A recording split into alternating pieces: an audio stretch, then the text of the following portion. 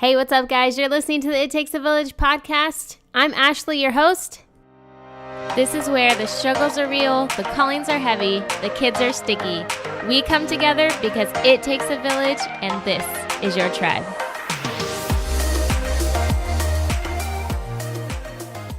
Hey, what's up, guys? Hope you're having an awesome Wednesday. If you didn't know, yesterday was Amazon Prime Day and the day before, and we threw down for Amazon Prime Day. I did a blog post all about all the Prime deals, and so what I've learned is that you guys really love the deals because I do too, and I didn't know that you love them as much as I do, and it turns out you do. So next year, I plan on creating a group specifically for Amazon Prime deals, so that way not only can I'm going to be searching for the deals, so I might as well share them with you guys.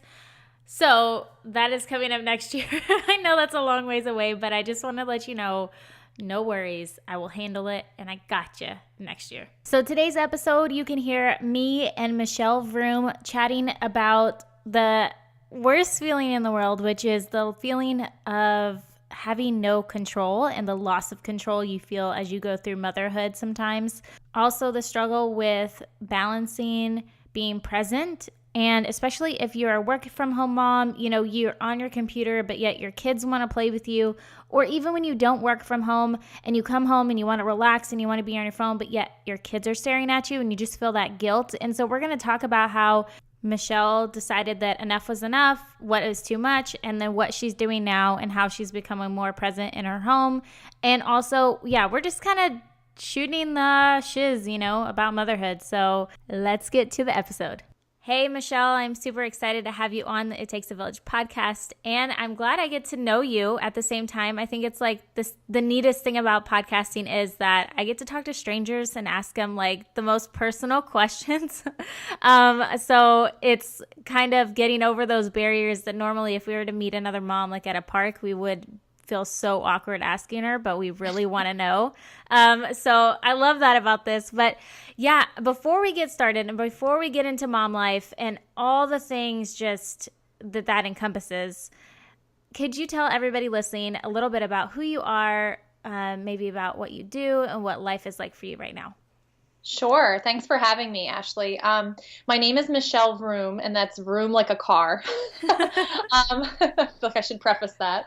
I am a mom of two young boys and a business owner. So I started my business 2 years ago when I had a 6-month-old at home, and I help small business owners market their products and services both online and off. And just help them get the visibility that, they need, but maybe can't afford to hire an agency to do. Yeah, I was looking on your site, and you have a lot of good information on there. Thank you. And the name of the agency is Vroom Communications. So I didn't say that before, but yeah, my last name kind of made sense with what I do. It was a perfect fit. Right. And you also have a blog, and I don't know if you still use this or not. I do. Okay. And I love the name of it because it's Life's a Vroom. And so I was like, that's the cutest thing. I wish I had a catchy name like that. I don't. So Life as a Vroom is the blog that I do that's separate from my business. I started that even before I started my business, just after I had my first child. And it's all about my journey through parenting, the good, the bad, the ugly, and just being totally transparent about, what I struggle with. Yes, definitely. And before we hopped on here, we kind of talked a little bit about what we would talk about today. And I think one of the things that came up a lot was just being able to stay in the moment and be present. And so I was wondering what made that apparent to you, that this was something that you really wanted to focus on in your role as a mom right now, and like what caused you to want to change how you're being present and all that. Sure.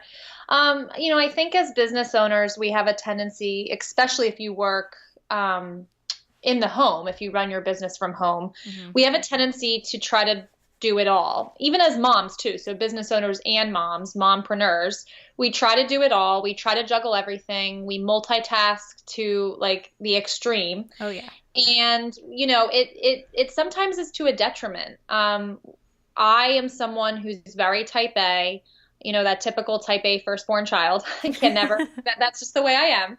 And I started struggling, especially when I had my second son. I started struggling just with trying to juggle clients and running the business with being a mom because your to-do list is never over when you're a business owner, and it's never over when you're a mom. And so I was trying to attack each day to get everything done on my to-do list, and then feeling like a failure when that wasn't happening. And by trying so hard to run a business and be successful, I was still spending time with my kids, but it wasn't quality time. I hate to admit this, but I will. I was on my phone, when my kids were there, not necessarily paying as much attention to them as I should, and definitely not being in the moment. And I started my business so that I could be in the moment with them. I started noticing it, and my husband also brought it to my attention. So sometimes in our lives to guide us and show us, what we don't realize we're doing. But I was especially spending a lot of time on Instagram. And was it fruitful time? No, I was comparing myself to other moms. I was envious of other moms who were further along in their business, who had a nicer house, who had well-behaved children. Everything that I could compare, I did compare. And I was spending so much time going through Instagram stories and watching stories and being envious of these people who I've never met. And my husband said, I've noticed you're spending a lot of time on this. It doesn't feel like it's making you happy. And he kind of called me out on it, and I'm glad he did, because I realized, what am I doing? The kids are only, I have a 2-year-old and a almost 10-month-old. They're in, this is a busy season of life, but it's such a quick season of life. Yeah. And I don't want to miss out on any milestones and look back and wish I had spent more time actually listening to them and engaging with them versus more time on my phone and on Instagram. Yeah. And I think that it's easy for literally any kind of mom to just get sucked into it, because it's this great tool for communication for sure. Because I love Instagram too, and I love Facebook, but especially for me, Instagram is my jam. I love it. And so when you were saying that, I'm like, I know I do it all the time. I know that I'm scrolling, and I go into my phone with the intent of, I need to check my email, or I wanted to look at this, or I wanted to do a specific post. And then 15 minutes later, I haven't posted anything. I didn't do what I planned to do, but I'm scrolling. And I think that for us, whether you're a businesswoman or you're just a stay-at-home mom, it's this way of connecting to other moms. But then, like you said, it gets to that point to where you start comparing yourself, and then you're going through the stories, and then and it makes you so intimately close to that person, even if you don't know them, that now you want to know more, and you want to know more, and you want to know what they're doing. And it's just crazy how we can get sucked into it so easily. How did you start to, now that you realized, okay, I'm doing this, I kind of don't like it, my husband's brought it to my attention, then what did you do with that? And how did you start to change the way you are present?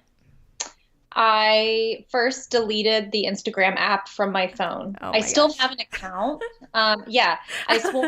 First I moved the app to the back of my apps, to the third page. I was gonna say, whoa, that's going cold turkey. I don't know if I. Yeah. Well, first I moved it to the back page, but I was still checking. Yeah.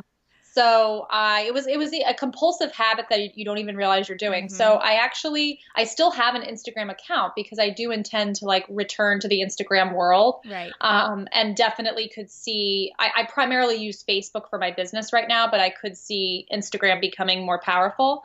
But I actually deleted the app from my phone, and I haven't been on it. I was on it just the other day to check something for a client. But I haven't been on it for more than a week, and I haven't been watching stories. I don't know what's going on in those people's lives, and I feel like a burden has been lifted. I feel freer. Yeah. It sounds crazy to say, but I was living for other people, living their lives through their lens and not living my life. And so it's definitely freed up a lot of time, especially in the evening, after the kids are in bed. I'd be so tempted to just like sit on the couch and scroll through Instagram. And then that's neglecting time with my husband. Yeah. So I definitely feel like I've gotten some time back in my day. So that's one thing I did.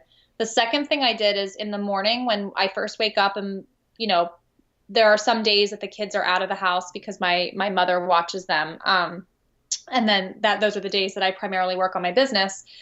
But in the mornings, I don't like start checking Facebook and email right away. I spend intentional time with my kids, with my husband before we all kind of go our separate ways. And even if I'm home with the kids for that day, like I spend time getting them breakfast and focusing on them and starting my day that way versus focusing on my phone. Yeah. Yeah. And I've heard a lot of people who, even when they've taken like a weekend break, they'll, post, hey, I'm, signing off for the weekend. And then they come back and they're like, I feel great. Like I didn't have to worry about posting anything and it's so strange to feel like it's a burden to know what everybody is up to. But it is a burden. You're absolutely right. But you can't, and we just do, I don't know. Yeah, but it is crazy because your finger immediately knows where your apps are in your phone. So like it just does it without even thinking about it. You open it up and you know right where Facebook is or Instagram is in your phone, and it just goes there first before anything else.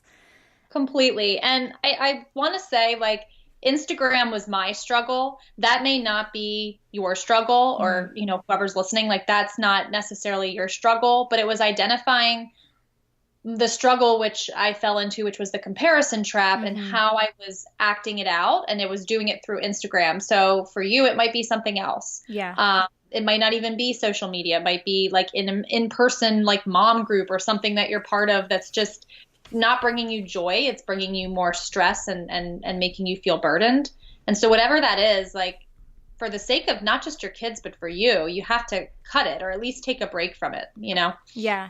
For sure. And I had talked about this in an interview that I was actually interviewed in, and I was saying how like now I've learned to, since I use social media for my business, for the podcast, and I've learned that I have to put in barriers for myself. I can't just follow anybody that I want to anymore. I have to be really mindful about what I feel, when I'm feeling it, when I'm looking at somebody's profile. Am I comparing myself to her, or is she like giving me life? If she like is encouraging me and I just find myself being like, feeling positive about myself after looking at her feed, versus I walk away from my feed feeling drained and like I'm not enough, or like, this is wrong with me, or this is wrong with our house, or da-da-da-da-da. And then delete, like not following those people, not, as much as their feeds are pretty and I love to look at them, if it's doing that to me and you're consuming that on a daily basis, it really does affect you. Totally. Completely. It does make you feel drained. That's a really good word to use. You feel like just completely empty because you didn't do something that filled you up. You did something that took away from you. Yeah. Have your kids ever said anything to you when you've been on your phone or anything? Well, they're not old enough to say anything. Yeah, that's right. But the 2-year-old has gone over and like tugged on my pant leg or my shirt and said like, mommy, like wanting my attention. Yeah. So that I've noticed that definitely. Yeah. Because now that he's getting older, he's starting to send me some cues. But I think like that was also part of it, is that my kids were too young to say anything. So it was kind of something that I just kept doing without even realizing it until my husband said something. Yeah. But he's not around during the day. So he, it was spilling over into the time that he was home as well. Yeah. This, knowing that we were going to talk about this topic, I felt really compelled to ask my kids. My kids are about to be 5 and then one is 8. And so I was like, man, I wonder what they think. Because that was one of my questions was before I knew your children's age was, had they said anything to you? And I was like, well, I wonder what my kids think. Like, why am I going to ask her? I need to know about what my kids think. And then I was like, why haven't I ever asked them this before? And so I asked them if they thought that me or my husband were on our phones too much. And they said that daddy's on his phone a little too much, but he's a real estate agent. And so I think that I feel like he's doing a pretty good job at balancing the phone calls on that, but he is on the phone a lot because of his job. Sure. And then I asked them what they thought we did on our phones. And they said that daddy does business stuff that's kind of boring and mommy talks to people. And I asked them if it bothered them when we were on their phones. And they said sometimes. And then I made sure to ask them if they felt like they weren't getting enough attention. And they said no, that they still feel like they're getting enough attention. So I was like, oh my goodness, thank God. That's good. That's good. Yeah. But I mean, I think that's the thing is, why don't, like, if your kids are old enough, I was just like, why don't we ask our kids? We should. Yeah. Well, and too, it's like your kids, I mean, I think sometimes we feel like we have to be perfect in front of our children. And sometimes our kids can teach us things. I mean, gosh, my kids can't talk to that level yet, but they're already teaching me, various lessons. And sometimes your kids can teach you, and just showing them that you care enough to ask those questions says a lot. Yeah. Yeah, definitely. What do you think that your biggest struggle has been coming into motherhood this far? Oh, goodness. Well, there's so many struggles. To pick a biggest one is hard. But you know what I would say, and this is a struggle I faced before becoming a parent, but it's become even more magnified since becoming a parent, the loss of control. Having to realize that every day brings something unexpected and that you can't prepare for it. Yeah. Because I like to have everything in control. That goes for my personal life and my business. And, as a parent, you don't know what each day is going to bring. You really don't know what's going to happen, especially if you're a new mom. But even, every kid's different. So each time you add a child to the family, you're introducing that element of uncertainty and the unknown. Yeah. And that's scary for me. It's scary for me. It means I have to give up that control that I hold so tightly to, whether it's control over how my kids act, control over how the house looks. I mean, I might as well kiss that goodbye, because you can have nice things when they have little kids. Right. Control over like how I spend my time, control over, whether or not my 2-year-old is going to throw a massive tantrum, control over trying to get him potty trained. I mean, there's so many things that like you want control over as a parent, and giving that up. I mean, having children forces you to truly give up control in life and just roll with the punches, which I've never been very good at doing. Yeah, that's so funny that you say that, because I've met lots of moms who pre-babies, they're very scheduled and very, type A. And I always tell them, I'm like, this is going to rock your world. But and it rocked mine. I mean, my oldest is he's very much like me, I must admit. And so with my oldest, like, we weren't prepared. Like, there were things that I knew, would happen just because I had heard about it from other moms. But then there were things like jaundice. Yeah. He had reflux, like certain things that you don't prepare yourself for that happened. And he was just a very tough sleeper, like very fussy. My second one, like, I don't know if it's his personality or if I'm just a different parent, maybe both, but I didn't feel like it was as much of a struggle because I was like, already I had given up that control. Yeah. So with him, like, things seemed a lot easier, but then there's the lack of control over having 2 children and having to divide your time, knowing that, like, while you're putting out one fire, another one's brewing, in the other room. Of course. Do you feel like you're better for it though? Like, having this, like, loosening of the control? 'Cause I feel like, it's almost like a freeing experience. Like, it's stressful, like, holy cow. And it's hard to adjust, like, initially, but I feel like it could be also it can enable a lot of freedom in your personal life, not only as a mom, to kind of learn to let go a little bit. 100%. I think that, will I always be a little more type A and holding too closely to the reins? Absolutely.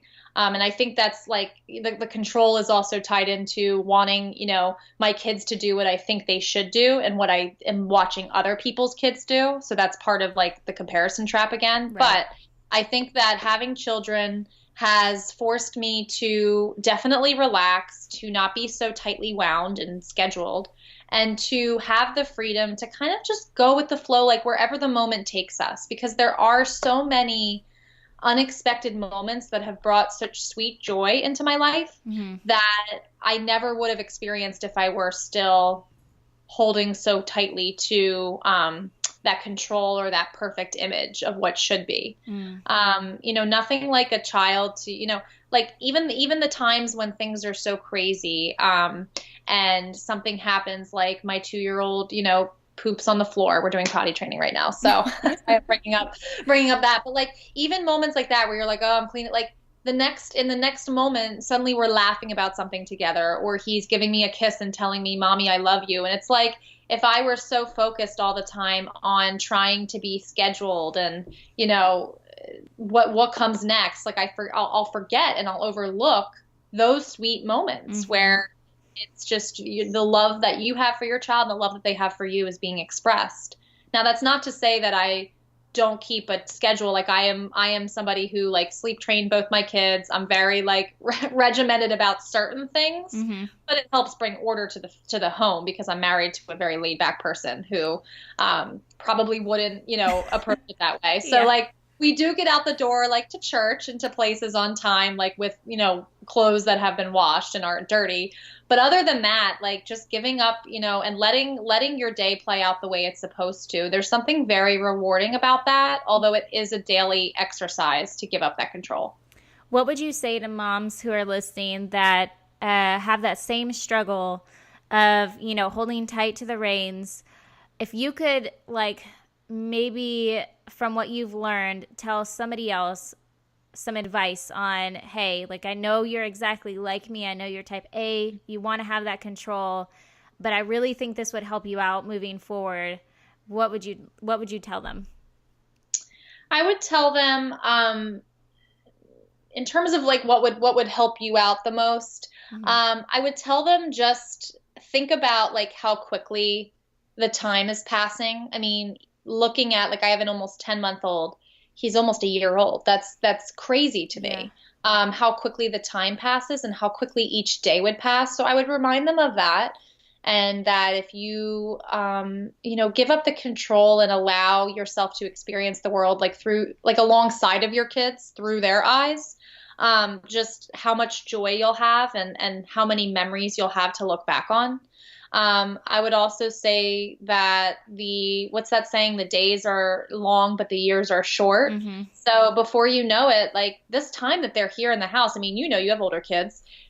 Yeah. Suddenly they're off to school and everything changes. And these moments right now are the only moments that we're going to have, like us, even if you're a mom that works outside of the home, like there are moments where before your kids go into school and they've got other influences, like this is your moment to be with them and to influence them in a really powerful way that's Yeah. going to set the tone for their lives. Yeah. So I would just remind moms of that, and just how important it is to, while yes, you want to, keep your kids in line and have some sort of structure, like how important it is to allow them to express themselves and to kind of cultivate their personality as it's being shaped, because you don't want to discourage your kids either. Like I've had to learn, if I'm obviously not big on messes, that should come as no surprise, just given what I've already told you about myself. But just knowing that, like, hey, you know what? If my younger son wants to start playing with food and explore solids a little more, then why don't I just undress him down to his diaper, let him sit in his high chair and play around with some avocado and banana. And if he gets it all over himself, we'll give him a bath. Like little things like that I would, want to hold so tight, like to the reins of, oh, keep the house clean and, no mess, but allowing your kids to express themselves in a safe way, like somewhat contained way, while also just giving them the freedom to make a mess. I think there's something to be said for that, and it's giving them freedom and making them feel comfortable enough to try new things. Yeah. Like you don't want to make your kids feel fearful of trying new things or be so regimented that they miss out on life's opportunities as well. Mm-hmm. Yeah, and I think when I think back to like just average normal days with my kids, it's those moments where we do something that's unplanned and it's probably like going and getting a snow cone, spur of the moment things where it's like, oh, we have an extra 5 minutes. We can, swing by real quick and swing out and then head on our way to where we're supposed to be going. And then it's like those special moments where, it's just fun and you get to connect, and I don't know. Yeah. It makes each day more enjoyable, especially when you're with your kids all day, like to enjoy the fun moments and not worry about what's coming next, like you said, or, staying on top of everything and all that. And so I wonder also if we were to ask ourselves when we're in those moments of we want it done this way and we want to say no, to ask ourselves why we would say no and what's the worst that would happen if we just let it be or said yes, if that would help, if that would help us let go a little bit. Yeah. It's about picking your battles too. I mean, is this something that's really worth standing firm about? At the end of the day, what are you gaining by saying no or by standing firm and trying to keep control? Yeah. I had read an article or seen something somewhere about use yes more often so that way your no's really matter. Like, so, when it's time for you to tell your child no, they know it's for a really good reason that you're saying that. And obviously, their safety, you're not just going to say yes to everything, but the idea is for the most part to say yes, because most of the time, yeah, we can go to the park, or yeah, we can go for a walk, or yeah, you can play with Play-Doh. Most of the time it's no, I don't want you to play with Play-Doh because I don't want to clean up the mess or pick it out of the carpet, right? So like exactly. But you had wrote a blog post recently about literally every mom's experience. I laughed so much when I was reading this. When you take your kids to the library, so you know what I'm talking about already. And because I do, yeah. My kids do this every time. They go running in the opposite directions in between the bookshelves, and you're freaking out because you think that everybody in there is probably like, oh my gosh, who's this lady? Get her kids out of here, but seriously, but you were talking about being a mom and losing your identity, and you talked about not sacrifice but surrender, and I really wanted to bring that up, and I wanted to know more about that, and have you kind of explain what the difference between sacrifice and surrender is. Sure. Yeah, when I always, before I became a mom, kind of found my identity in like what I was accomplishing professionally, in my career. And so when I had my first son, and I started my business, it was completely different because I was building a business. I definitely scaled back so that I could spend less hours working and more time with my kids because we weren't putting them in daycare. Right. And it was suddenly my identity shifted. Like I really had no idea who I was. Everything I knew changed pretty much because, like you said, it rocks your world. And I just felt kind of lost. And I think a lot of moms feel that way because when you're raising kids and you're in like the peanut butter and jelly messy type season of life, it's a very thankless job. Number one, there's not a lot of like recognition. And I feel like I always got recognition for, doing a good job at work. And then that's what helped shape my identity as, a career woman or as, a professional. And when you're, cleaning up spit up or doing laundry or, putting your kids to bed, it's like, you're not necessarily getting that recognition from the outside world. So you may struggle, at least I did, to find what my true identity is, like what I'm supposed to be doing. Yeah. And that's where the sacrifice and surrender come into play. And I think a lot of moms, and I've done this too, by the way, this isn't me saying like other moms and not me. I've done this too, where you talk about the sacrifices that you make kind of like a badge of honor, where it's like, oh yeah, I didn't sleep at all last night. Like, or oh, like we spend so much time talking about our sacrifices and complaining that it paints a very negative picture, doesn't it? Yeah. And it makes us feel, whether we realize it at the time or not, like it takes root in our hearts and makes us feel very negative about, being a mom. And being a mom is obviously one of the most challenging things in the world, but it's also one of the most rewarding things. So, to kind of come at it from a perspective of negativity isn't healthy for us or our kids. Right. So that's why I like to use the word surrender. And it's all in a book I'm reading right now called Becoming Mom Strong by Heidi St. John, who has 7 kids, and I can't even imagine. But she talks about like surrender versus sacrifice, because it's really surrendering. And I'm a very spiritual person. So to me, it's surrendering like to who God wants me to become during this season, and like what he has in mind, me as a mother, but just surrender in general to, again, to the season of life, to give yourself grace and know that, you know what, like I may be putting some things on the back burner and surrendering those things, but I'm not necessarily saying I can never have those things. It's just surrendering them for a time of life when I can revisit them and I have the capacity to do that. And instead focusing on the most immediate needs right now, and being satisfied in that. And realizing that like our identity doesn't necessarily come from our circumstances. It's from, the person that we are, the situations that we're finding ourselves in, like they're reflecting how we respond to them. It reflects who we are inside. Yeah. And so focusing on our identity in that way. And, you can't build your identity around your kids. You can't build your identity around your spouse.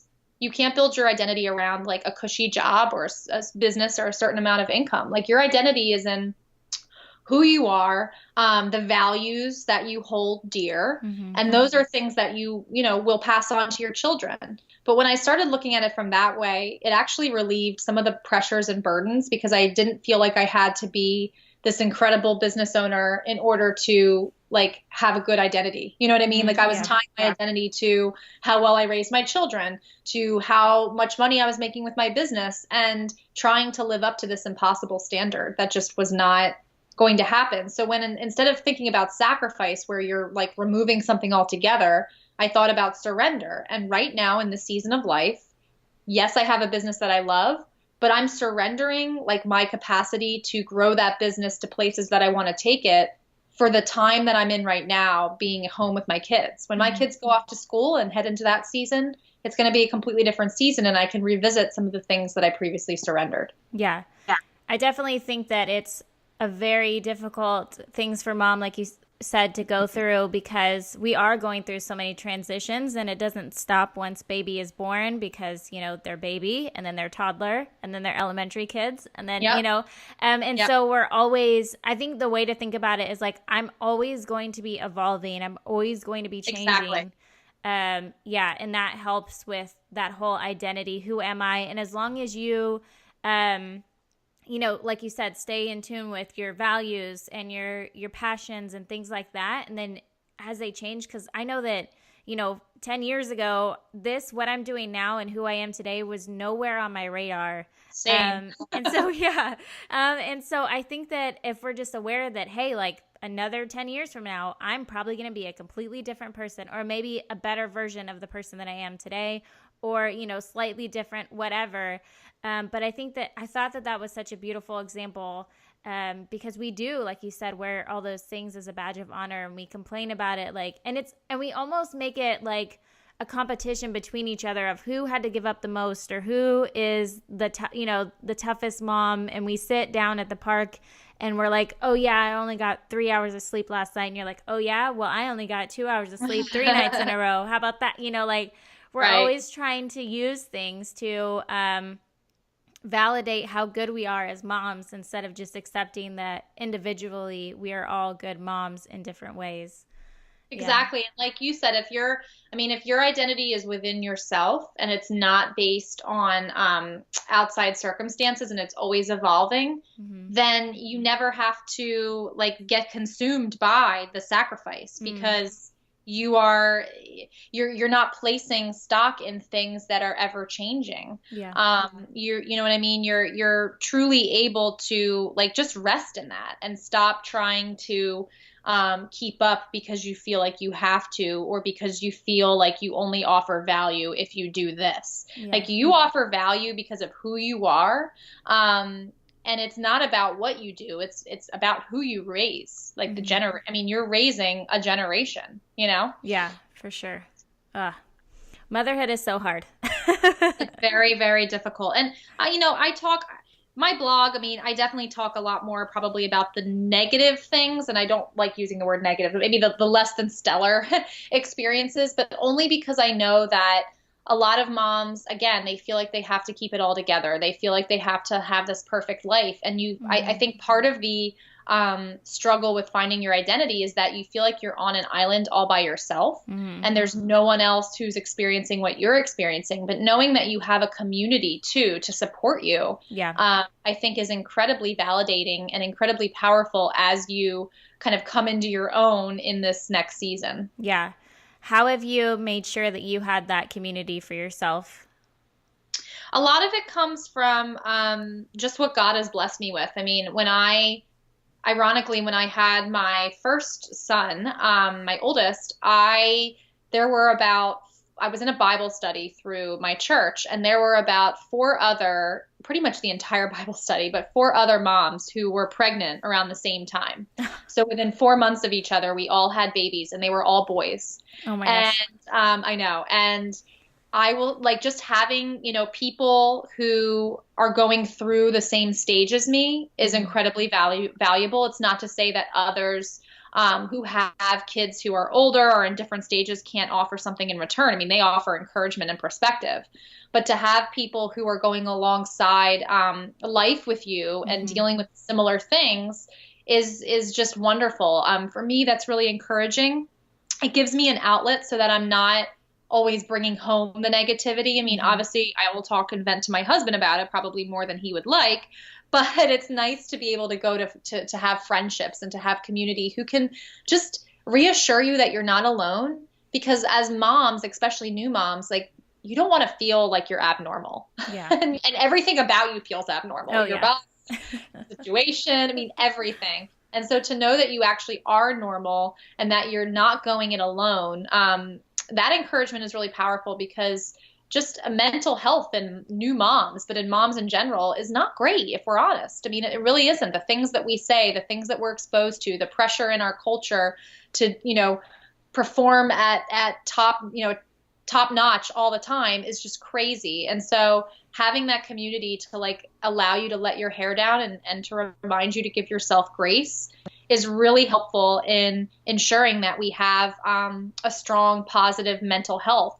And that if we're not healthy, we can't be healthy for our kids and our family. Right. So you have to have a built-in network to be able to do that. Yeah, for sure. And I think that is the same reason that I write about the things that I've written about on my blog as well. And that's how I felt too, is I'm like, man, if you were to go to my blog, it's so depressing. But I had the same motivation behind it, is that, I don't want other moms to feel like they're the only ones, because they're not. And if it's not me, it's for sure somebody else, because there's 7 billion people in the world, and I guarantee you what you're feeling, there's somebody out there that feels similar or the exact same as you do about the exact same thing.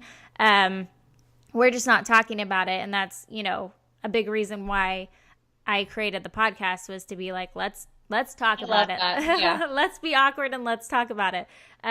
Because, things like postpartum depression and anxiety and all those, they're very real, and everybody has a right to feel those feelings, and they totally make sense why they would. But yeah, nobody should, but I shouldn't have to, I think the thing that I dislike the most is that I wouldn't want my friend to go through it, because there are moments where, people I know or people I've gone to church with that months later I'll have found out that they were going through postpartum depression, and I never knew it so it's why, we have to reach out to each other and we have to talk about it.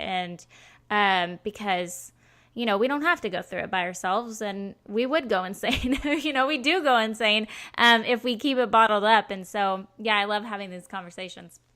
Yeah, and motherhood is so lonely sometimes and can be so isolating, especially if you're home day after day with the kids. So to have an outlet where you can also just take your mom hat off for a little bit. Yeah. You know what I mean? There's nothing wrong with that.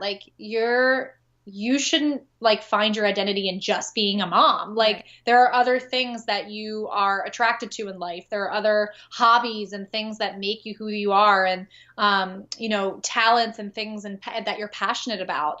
And so it's okay too to spend time with friends and not talk about your kids, talk about something else, so that you can put that mom hat aside, knowing that you're going to come back to it, and maybe put the friend hat on, Yeah. or put the wife hat on, or whatever hat you're wearing. It doesn't have to be all about your kids, because we have to take care of ourselves first before we can take care of our kids. I mean, a lot of moms put themselves last. How often do we do that, right? I mean, I buy all these clothes for my kids, and I can't remember like the last time I bought myself. Right. And that's kind of a funny example. There's other more serious ones, but we have to start by focusing on our health, and our quality of life, because if we are just completely drained, and whatever's draining us, for me, it was Instagram, is draining us from being the best moms that we can be. It's taking away from what we give to our kids. For sure. I completely agree. Okay, so I want to ask you these last three questions really quickly. The first being, if you could choose one of the most influential books that you've read, what would it be? It's a book that I recently picked up. It's called Girl, Wash Your Face by Rachel Hollis. Yes. Have you read it? Yes, I love that book. So good. So good. This is actually someone that I was following on Instagram who's like a more positive more outlet. But Rachel's got 4 kids, 3 boys and a little girl that she adopted. And she just talks about the lies, I believe there's 21 lies that she tells herself. And they're lies that we all tell ourselves, like, you're not good enough. You're never going to be good enough. You're not a good mom. You're not a good wife. And she's a business owner, so obviously an entrepreneur. So I can relate to some of the things that she's, talking about. And she just offers such great perspective from being a mom who's been there, and kind of walked through, raising young kids and trying to build a business. And even though she's kind of come through maybe that season, she's headed into a new season. And so it's just really refreshing, because she's all about putting it out there and being vulnerable and talking about the lies that we're telling ourselves. And I think every woman, no matter whether you're a business owner or not, even just every mom, I mean, whether you're a mom or a business owner, just every woman needs to read the book and check it out, because it's going to encourage you to live authentically and to disregard and put away the lies that pop into your head, and to talk to yourself in a more positive manner. Yeah, I completely agree. I wrote a blog post about the book, I don't know, a month or so ago. And I am not, like I said in the post, I am not into a lot of self-help books that women have written. I feel like so I feel like they tend to be sort of rah, and then I'm like, well, what do I do with this now? Like, there's no, but I love how real and honest she was. Like, she talked about some very intimate details and some very transparent situations, and really was like, this is what I did. This is what I'm going through, and here is the mindset. Like, here was what was going on in my brain, and this is why it makes sense in this way for you to approach it in this way. And I really like that book, so I agree. Everybody needs to go out and read it. Yeah, and also I heard that she is coming out with another book. She's already starting to write her second book, and it's going to be like something like Girl, Stop Apologizing. That's a good one. That's a really good one. I hadn't heard many details on that, but that's a good one. Obviously, because I've been off Instagram. Right. Yeah, I'll tell it for you. No. I know. Maybe that means I need to go off. No. No. You listen. You'll know what you need to do. Either you'll feel it in your heart, or someone will say to you, and start questioning you, and that's how it'll come to light. Like, whatever it is in your life, it doesn't have to be Instagram. Yeah. What is your favorite form of self-care or doing something that really fills you up? Definitely reading / journaling and writing for myself. I do so much writing for business and marketing that I often don't do it enough for myself. And so there's something just incredibly therapeutic about reading a book that really gets at the heart of what you're struggling with, and then either writing about what you're feeling and learning, or just writing like what I do for my blog. And ironically, it's like always the thing I put on the back burner when I'm super busy, but I need to be more intentional about doing it, because afterwards I feel like I was able to get things out that I needed to express. And I feel a lot lighter. Yeah, there's something about whether you verbally put it out there or you write it out, that getting it out of your brain, it just like frees up that space. It's like letting it go.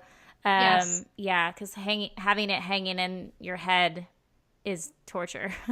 Exactly. Exactly. If you could empower women in one way, what would it be? Give yourself grace, so much more grace than you're giving yourself right now. Because I mean, the things that I say to myself, I wouldn't say to like my worst enemy. Mm. We cannot do it all, much as the world would like to tell us that we should. That we should, be back to work after 3 months of having a baby, that we should be building a multi-million-dollar business, that we should be having a hot meal on the table at 5 p.m., that we should be, enrolling our kids in all the best schools and all the best activities, that we should be wearing the best clothes, that we should be, incredibly fit and working out 6 days a week. I mean, it is unrealistic to expect that we can accomplish all those things and have time for ourselves and time to enjoy the moment. So give yourself grace for every season of life that you're in. And by the way, everything I'm saying right now, I need to remind myself of. I'm talking to myself. But give yourself grace for every season of life that you're in. Know that you're going to mess up. And sometimes in the mess ups, like a lot of joy and beauty can be found.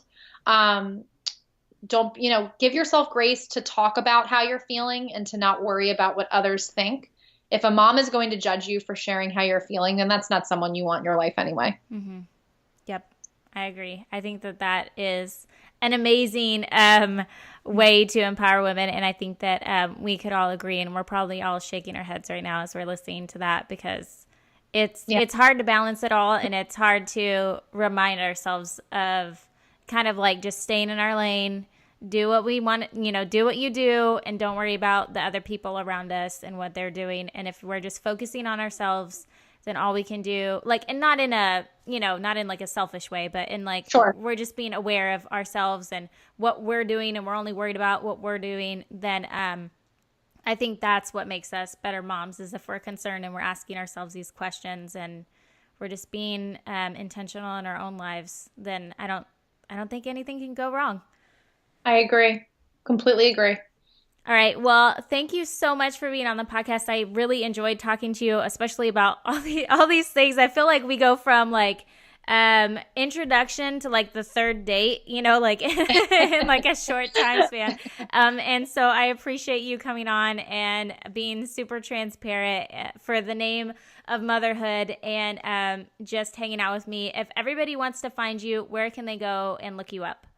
Sure. So the blog that we referenced is Life as a Vroom, and that's vroomlikeacar.com is my blog. And if you want to learn more about my business and what I do, it's vroomcommunications.com.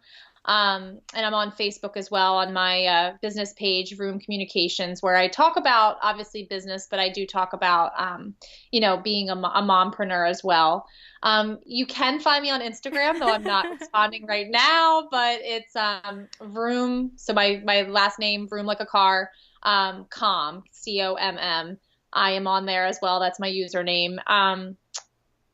That's where you can find me. And I will be back on Instagram at some point, just taking some more time to break a bad habit.